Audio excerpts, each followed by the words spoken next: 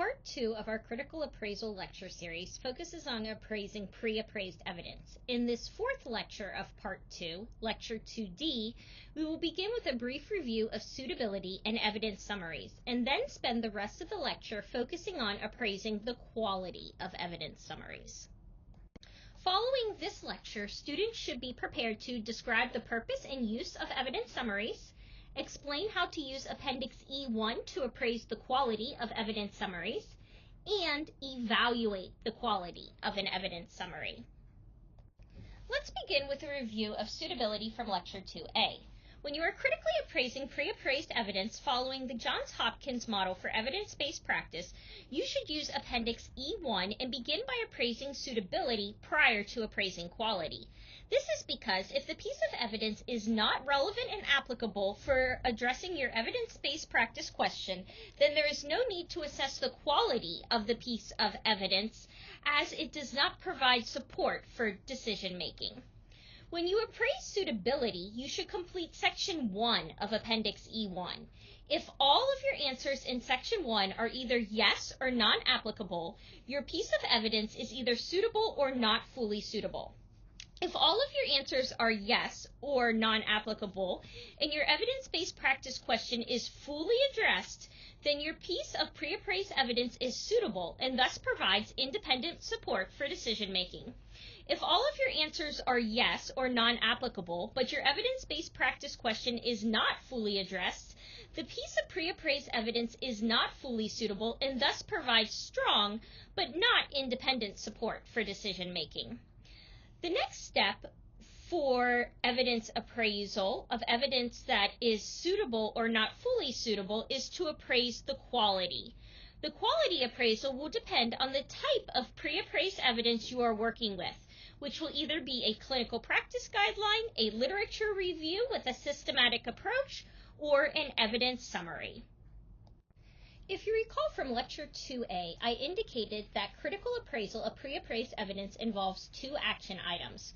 We discussed suitability, which was action item 1 in Lecture 2A, and we will now address action item 2, quality, with the focus on evidence summaries. Remember, pre-appraised evidence that is deemed suitable or deemed not fully suitable but informs the evidence-based practice question must be appraised for quality before it can be used to guide practice change. In this lecture, we will be focusing on the type of pre-appraised evidence known as evidence summaries. Evidence summaries are written by organizations in a succinct and actionable way and are specifically geared towards researchers, healthcare personnel, and policymakers to support point-of-care decision-making with regard to time-sensitive topics.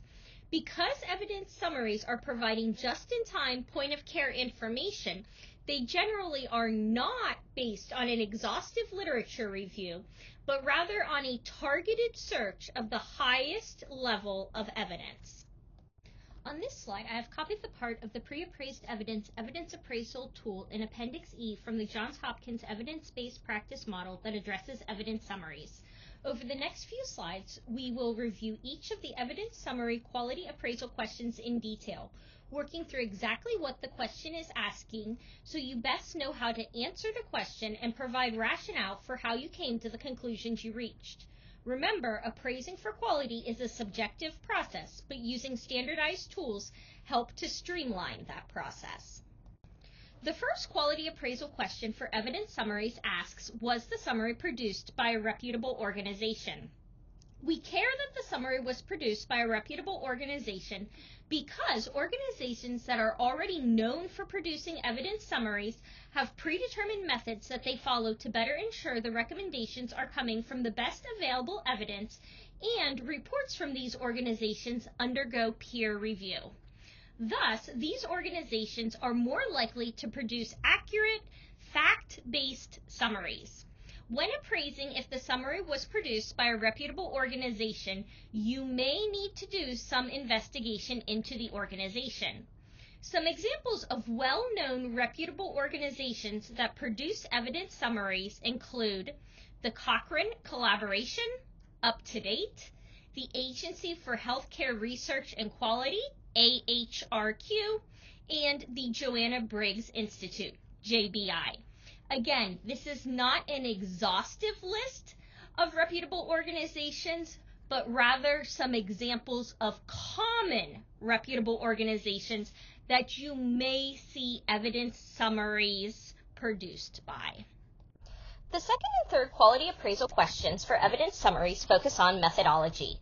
The second quality appraisal question asks, does the organization use a clear, systematic, and comprehensive method for selecting evidence?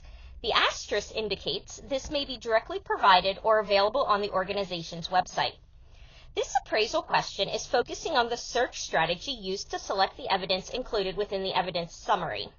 A search strategy is a formal and reproducible process for retrieving evidence. Thus, to answer this appraisal question, you want to look at the transparency and reproducibility of the search strategy. What were the inclusion and exclusion criteria for evidence selection? And do these criteria make sense based on the topic? Would the inclusion-exclusion criteria support selecting the best evidence without excluding relevant evidence? Did the investigators report the keywords that were used to search the evidence? If keywords were not reported, then the search will be neither transparent nor reproducible. Consider what databases were searched. Were they formal databases? Formal databases are academic and often subject-specific. Examples include CINAHL, Medline, PubMed, and PsycInfo. When a formal database is searched, two individuals who use the exact same keywords and inclusion-exclusion criteria will get the exact same output of articles. Evidence summaries may not always search more than one database, but the database that is searched still needs to be a formal database in order for the search strategy to be reproducible and of adequate quality. As a note, Google Scholar is not a formal database. Google Scholar bases search output articles on search history, geographical location, and the browser that Google Scholar was accessed through. Evidence summaries should not rely on Google Scholar, as any Google Scholar search will not be reproducible. Finally, I want to draw your attention to the asterisks in this question. You are being specifically reminded to check the organization's website if the search strategy is not included within the evidence summary itself. We will look into this more after discussing the third appraisal question, as that question also has the same asterisks attached to it. As I noted on the previous slide, the second and third quality appraisal questions for evidence summaries focus on methodology. The third quality appraisal question asks, does the organization use a clear, well-established process for evaluating evidence, e.g. rapid review protocol, systematic review? The asterisk indicates this may be directly provided or available on the organization's website. This appraisal question is asking about the methods used to appraise the evidence included within the evidence summary. To answer this appraisal question, consider how the evidence that was gathered was appraised and selected for inclusion in the evidence summary. This question provides two examples of appraisal methods, rapid review protocols and systematic reviews.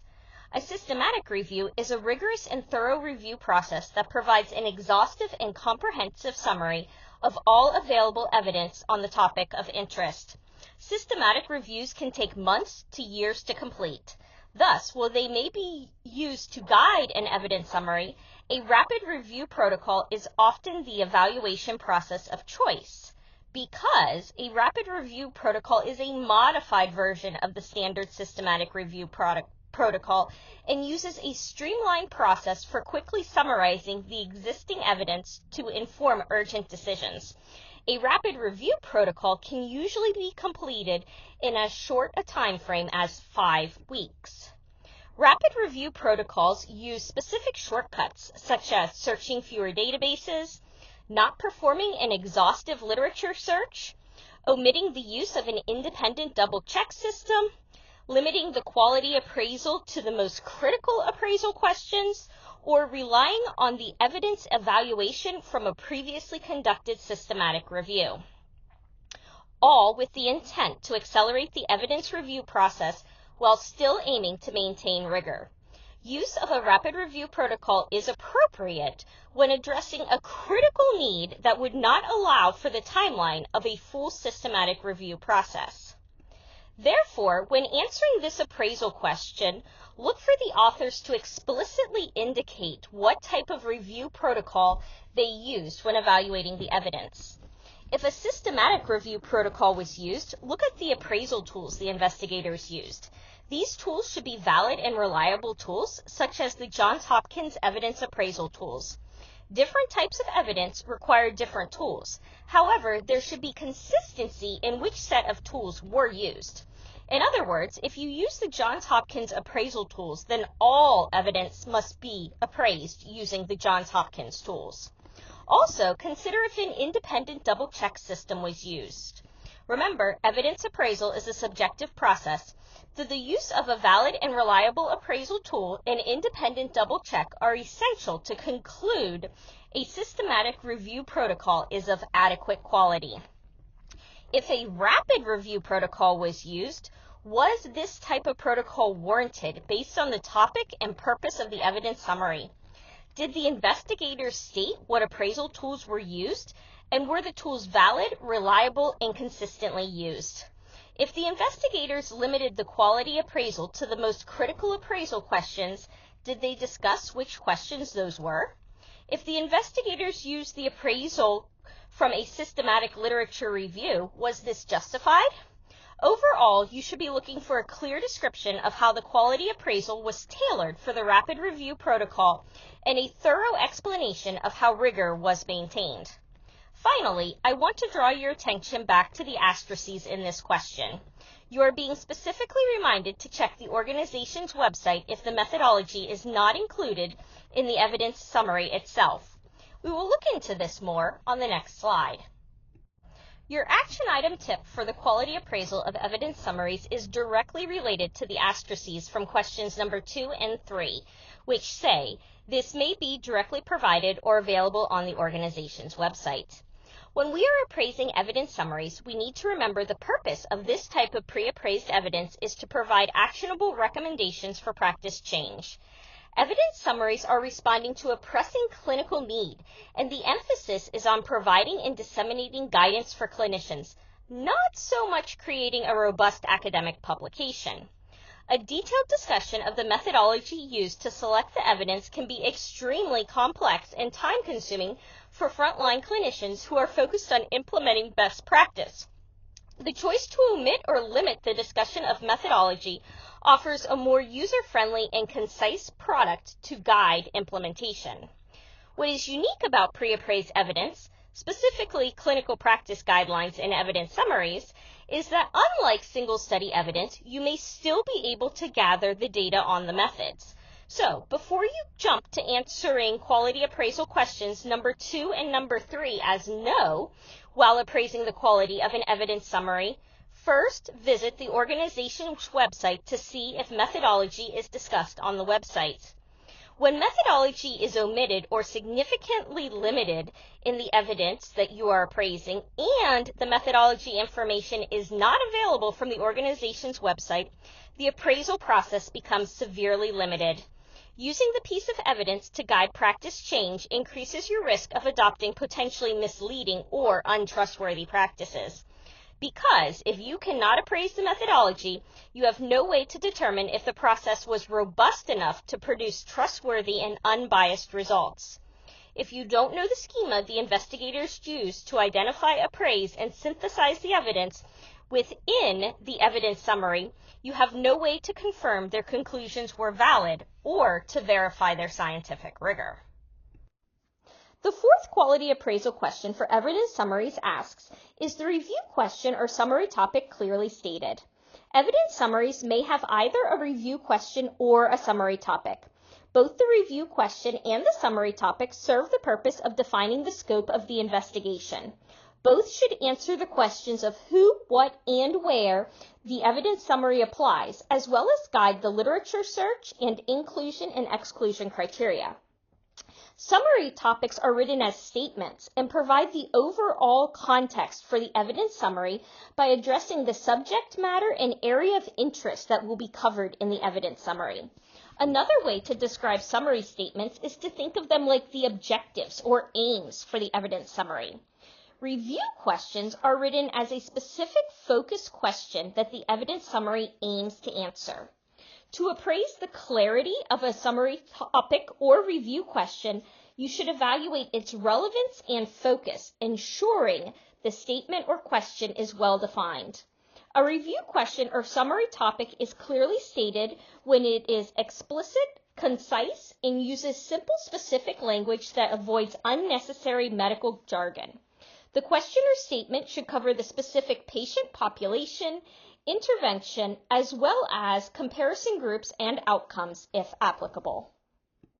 The fifth quality appraisal question for evidence summaries asks, are the details of included evidence provided, including types of studies, interventions, settings, populations, and grading? Including the details of the specific evidence that comprises the evidence summary helps to ensure the summary is reliable, transparent, and reproducible. If you as the reader do not have access to this information within the evidence summary, then you have no way to critically appraise the recommendations the authors made unless you actually sit down and read every article that was included within the evidence summary.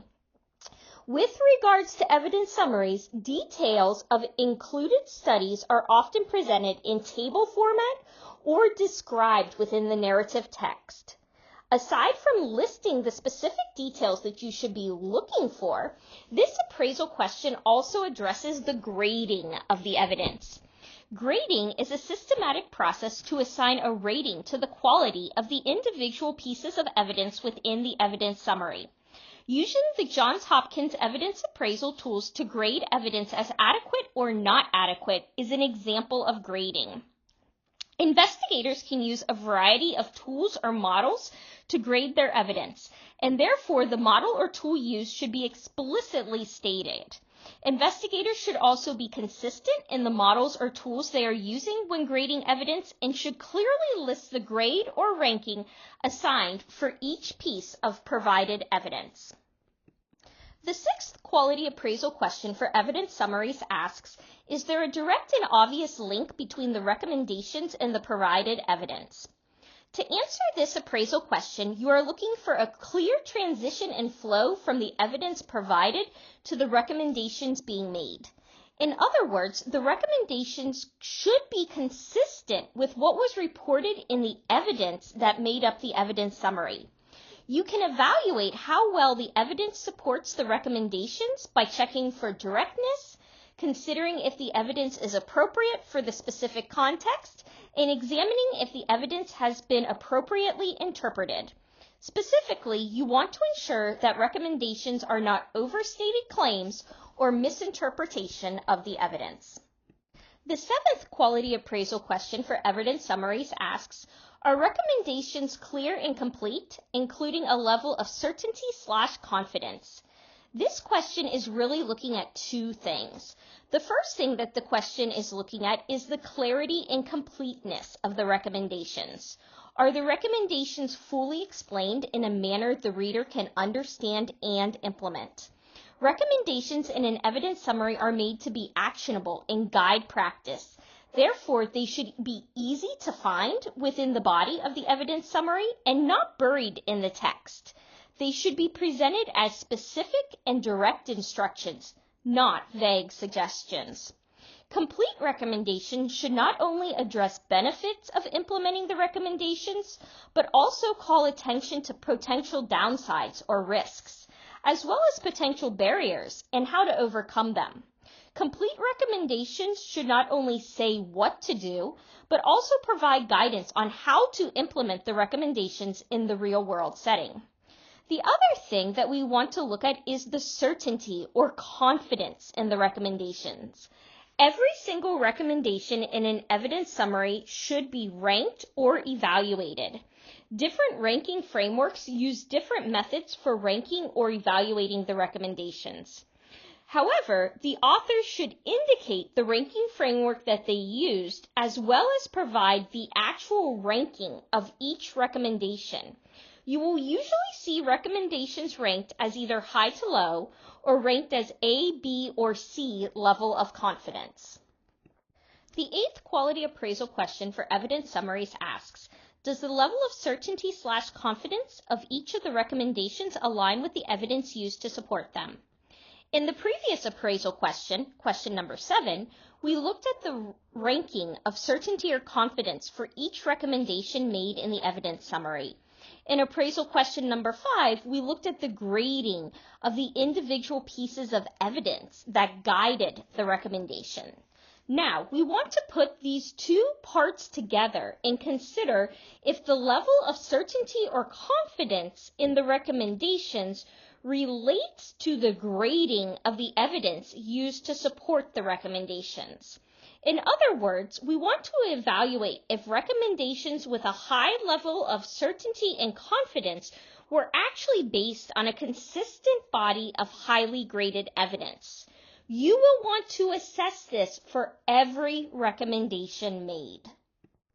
The 9th quality appraisal question for evidence summaries asks, did the review undergo an independent peer review? An independent peer review means the evidence summary was checked by experts on the topic of the evidence summary prior to publication to ensure the evidence summary was based on sound methods and the recommendations can be trusted. An independent peer review means the review was performed by someone who was not part of the team developing the evidence summary. Having someone who was part of the team developing the evidence summary review the summary would be an independent double check. Independent double checks are an internal review, whereas independent peer review is an external review. When appraising for independent peer review, you need to look for this to be explicitly stated and explained. We cannot just assume that an independent peer review was performed unless the authors state one was performed. The 10th and final quality appraisal question for evidence summaries asks, are fundings and conflicts of interest addressed? Fundings involve who provided financial support for the project. Fundings should be addressed to ensure transparency, accountability, and ethical compliance. The transparent addressing of funding helps those who are appraising the evidence to evaluate the credibility of the findings, as funding sources can influence research questions asked and can introduce bias. Funding should be clearly acknowledged, usually as a sidebar at the beginning or end of the article. Addressing any fundings or stating there were no organized fundings is often a requirement for peer-reviewed literature. No indication of fundings should cause one to question the credibility of the evidence summary. Disclosure of fundings is one way to assess for conflicts of interest. Conflicts of interest involve any interests that have the potential to compromise the project. These could be personal or financial and have the potential to compromise the investigator's professional judgment and objectivity in the design, conduction, or reporting of the evidence summary findings. While having a conflict of interest, such as being employed by the company that is supporting the project, is not in and of itself unethical, failing to disclose conflicts of interest or failing to address how one managed conflicts of interest in an ethical manner can damage the credibility of the project. After the 10th appraisal question, we come to a yellow box.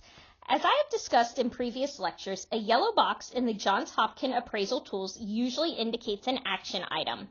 This yellow box directs us to consider all of your responses above.